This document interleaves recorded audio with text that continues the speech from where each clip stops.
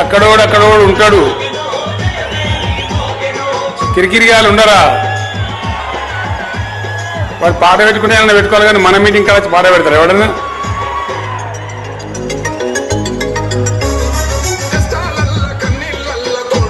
అయితే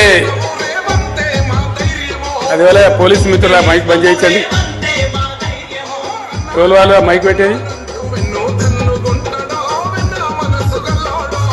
2005లో వీళ్ళు ఏందది మైకా? ఎవరది? ఇప్పుడు బంద్ అయింది.